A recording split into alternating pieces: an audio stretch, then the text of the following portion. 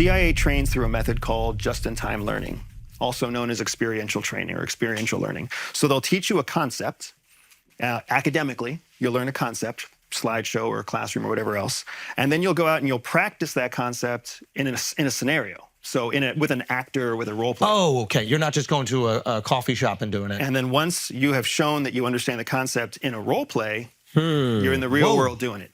And that's how you cement a skill before you come back. How much are these actors fucking with you in these? Like, how tricky are they making things? Yeah, yeah. So do they even know? Oh, yeah. Because the actor's blind in it. They're not actors like you're thinking of actors. They're role players, meaning they are CIA officers who have already been through the ringer, and now they're helping to train the next generation. Is this at the farm? So correct. The farm is our training academy. And there are multiple schools that we have. The farm is the most famous. But that's where we go through. That's the most practical, real-world example of our full experiential learning cycle. Could you give us an example of one of these exercises? Sure. So there's one of my favorite exercises is a free cup of coffee exercise. So you have to get a free cup of coffee. But there's certain stipulations. You can't ask for a free cup of coffee. You can't trade somebody for a free cup of coffee. But you have to get a free cup of coffee. Can you be a woman? Many of them are born that way, yes. So unfair. Okay, go on. So what you have to do is they will teach you, like, here's how you create reciprocity, and here's how you create interest, and here's how you create value for somebody in excess of what a cup of coffee costs. And then here's how you put yourself in a position with somebody where they connect on their own through some kind of, what was the movie with Leonardo DiCaprio? Inception. Yeah. The essentially real world version of Inception. What's it called? Neuro-linguistic programming or something like that? That's what some people call it. But you're basically planting an idea. You're priming an idea. Yeah. So here's how you prime someone for an idea where they are like, I just had a great conversation with you. I want to buy you a cup of coffee. What a fascinating way to break down human behavior. If I want a free cup of coffee, I give him value emotionally that is worth more than a free cup of coffee. Or intellectually. You give me value in the way that I care most about value. And then leave a gap where they can fill it. Now, the cup of coffee you're getting from a stranger, not from the person at the coffee shop? Correct. Okay. Oh, I thought you have to charm the barista. You can. If you find yourself selecting a coffee shop where you don't have other people in line. Okay. Being in line with somebody is a benefit because you got what we call time on target. But when you go up to a barista, how long is a barista used to dealing with a customer? It's 12 seconds. How are you going to create value in 12 seconds? Oh, wow. How big is the farm? Is it like Westworld where it's just like hundreds of people like just living in a scenario? I mean, essentially, it's a base. The farm is a giant retired military base. Instructors live there. Students live there. Contract personnel stay there for long deployments. Like, it's a self-contained place. And they have total control over your entire student experience there, which is how you can go through this kind of training. So that coffee shop is an actual coffee shop. Like outside. Like in the movie The Recruit, you have to go and get someone from the bar and get them out. Wow. What's the, have you ever had like a really awkward exchange when you're trying to practice something that you learned? Yes. We would call it in comedy bombing. Have you bombed? Bombed. Okay, tell me about a bomb. I've bombed a lot of times. Okay, tell me. Well, hopefully not real. Yeah. You can't say that. No, no, but yeah. So I mean, I've bombed in the real world, like with this coffee example. Yeah, it took me 6 attempts before I got a free cup of coffee. And what happens the first attempt? What do you? So I think the first time I went there, I tried to talk to a barista.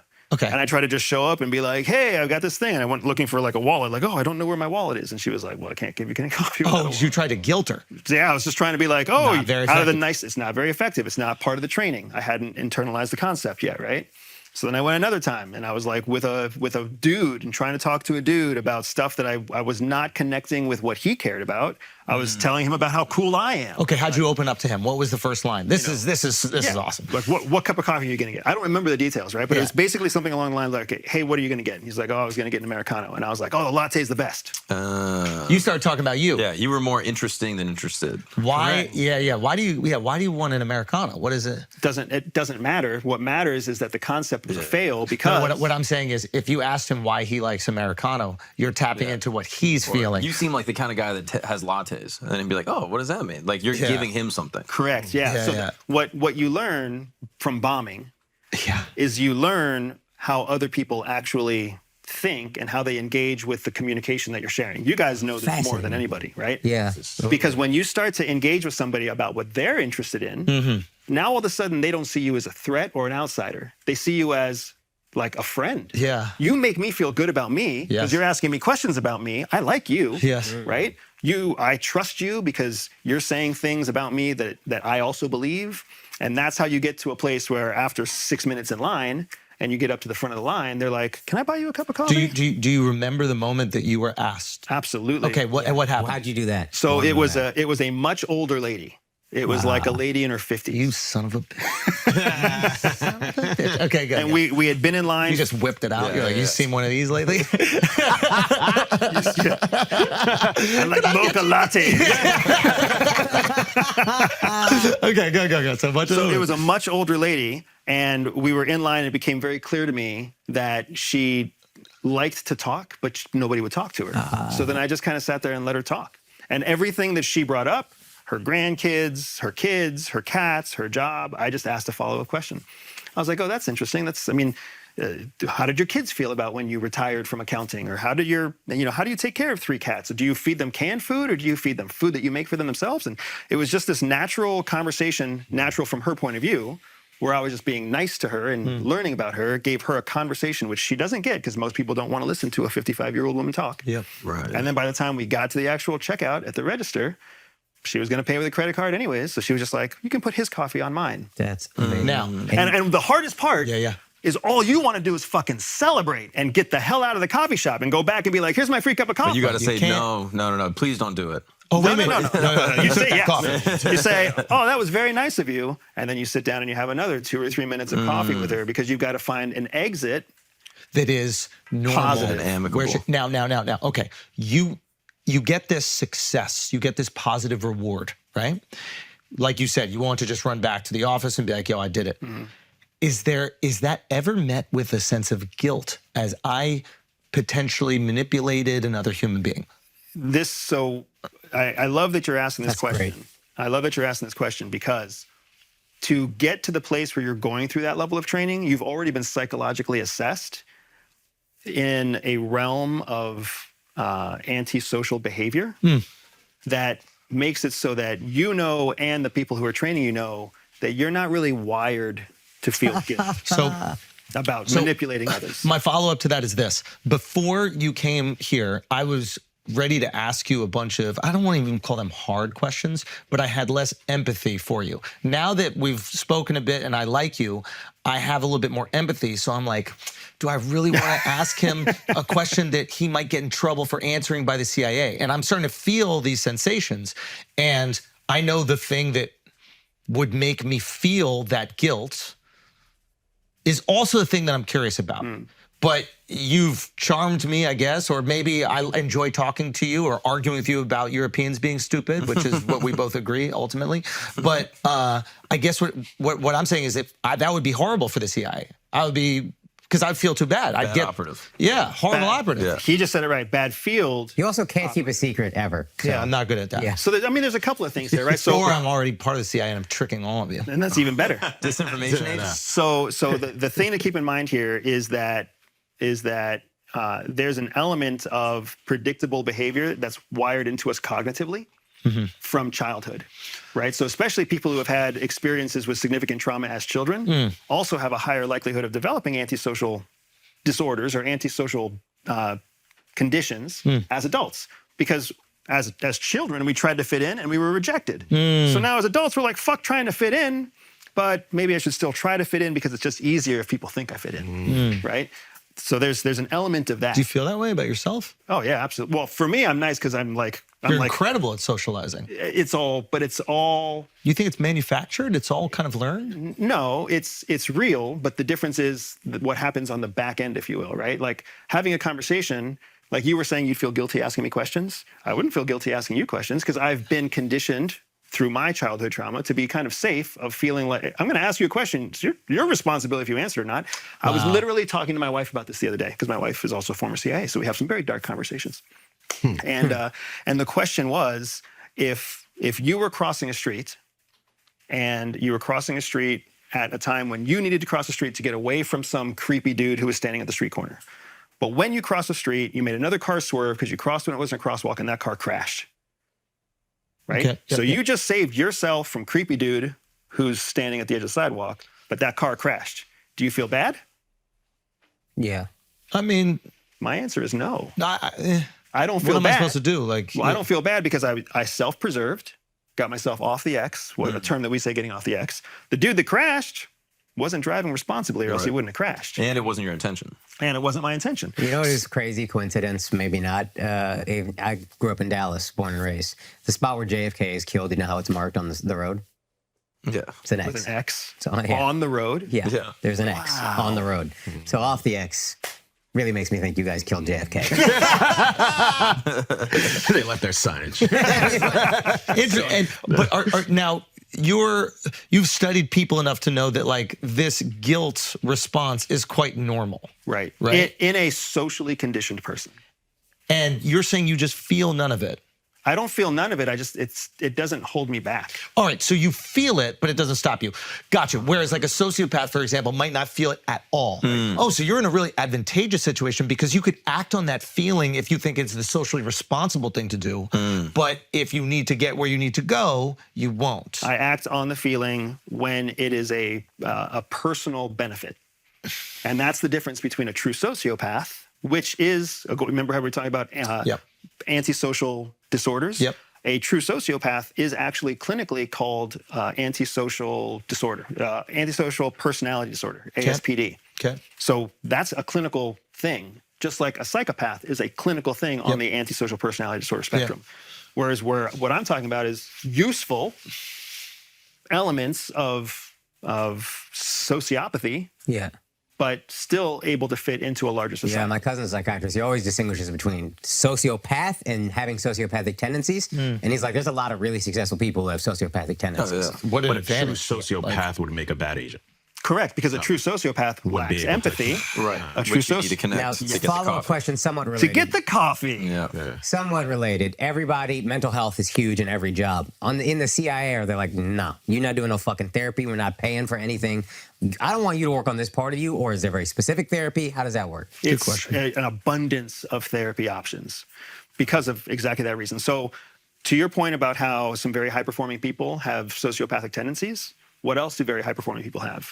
Incredible vices, right? Substance abuse, sex, right? Pathological lying, They physical really got to abuse. find the right operative. Wow, this is a fascinating case study. You need to find someone fucked up enough where they don't feel the guilt so they can go out there and do things that do induce guilt on the average person, but not so fucked up that they're going to be doing cocaine, fucking girls nonstop. To get over the guilt. To get over the guilt or to cope with these feelings that you have.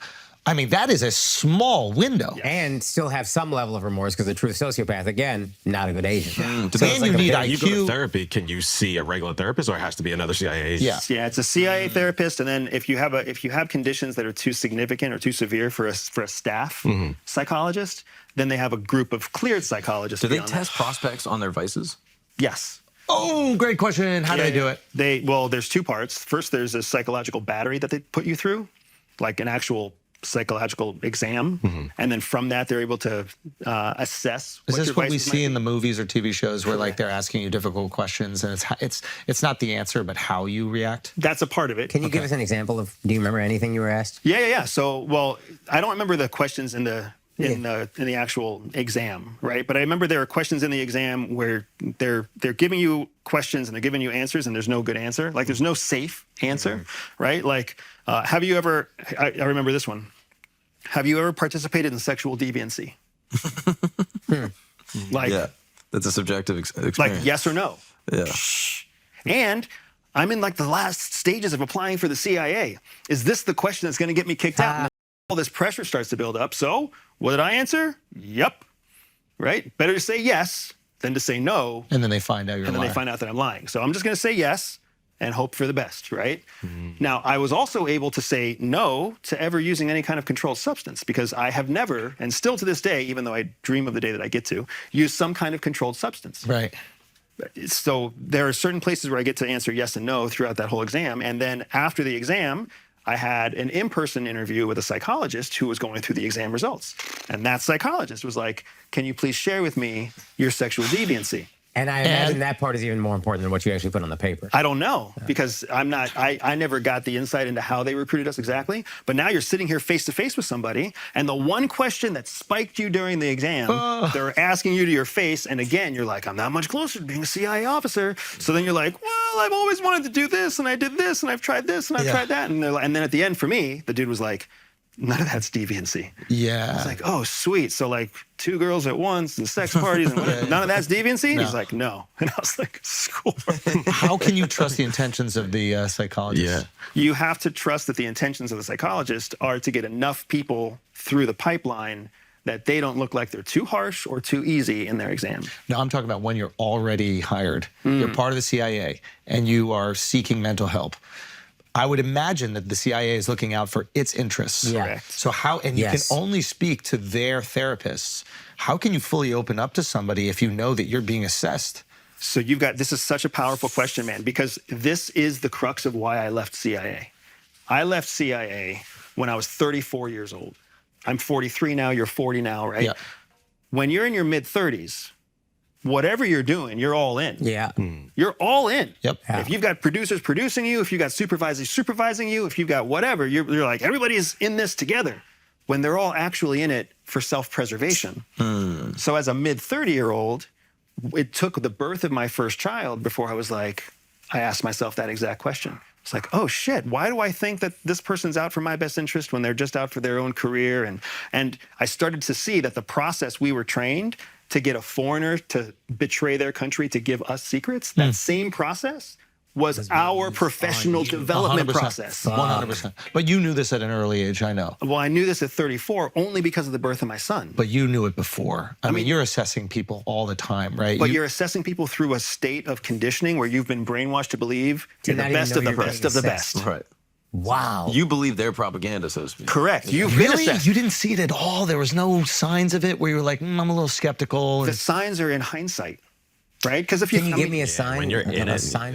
Yeah, when you're in it, you're in it. So a sign of a sign is like when you're in it, for example, when you're in it, people are always promising you the next best assignment, right? So the carrot. We need You have you, a carrot. constant carrots, right? We need you to go here. We need you to go there. Oh, that dried up. Oh, that dried up. and you're the person. And you're always going. You're like, I'm going to take There, it. there I were a can't lot of wait. I can't intelligent wait. Nazis that thought they were the good guys. You know what I mean? Not to compare it, but like there Yeah. are good people that are doing things that are outside of what you could say are their interest or objectively true because they bought in. Like I used to be law enforcement, and there were times where it's just like, this is just chain of command. This is just the way things are. And it wasn't until you're outside of it where he's like, That's a little fucked up. Yeah, that's a little fucked up. So if you have people that are extremely motivated by reward, you can just throw a carrot in front of them and they won't ask questions about anything else.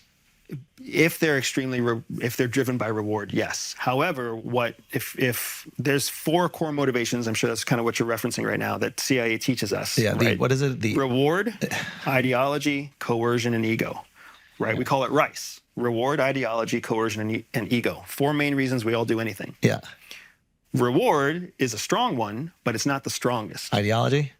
Yeah. So what you do is you recruit these people who are borderline sociopaths, And you who have an put incredible amount of fucking loyalty, ideology and in then them. you tell them America has to be the safest. You're here to keep the homeland safe. You're the future of our country. Your Brilliant. children, your parents, everyone's Brilliant. going to be safer because of your humble service. And you're the best in the Is right. that how ISIS The recruits in jihadists? responsibility. Same. It's slightly different. What ISIS it's ideology, What right? ISIS does is they use something called a radicalization ladder because they're trying to create radicals. Yeah. What CIA is doing practicals, right? Yeah. A little bit different. Yeah. But yeah, and careerists don't end their career by strapping a bomb to their chest, but that's how a radical is. What is your greatest motivation, you think? So for me, my greatest motivation is ideological, but my ideology Changed when you had that baby, didn't it? everything changed. You know this, man. It just happened to you too. Yep. Everything So changes when you have that makes- baby. That makes sense. So now your ideology is I'm a family man. I'm a father. Before that, my ideology was always I'm protecting keep America safe. Yeah. Now it's keep my baby safe. It is. And is it a liability to let operatives have families? That this becomes a big part of the challenge in any CIA officer's mid-career. When you start having children, or when your children are in that age where they're the magic age, like you're not in the magic age. You're still in like the puddle of blood and goo. guts. I'm here. I'm here. I'll just smile. Give me anything. Yeah. But once you start tickling your baby and they It's laugh, over.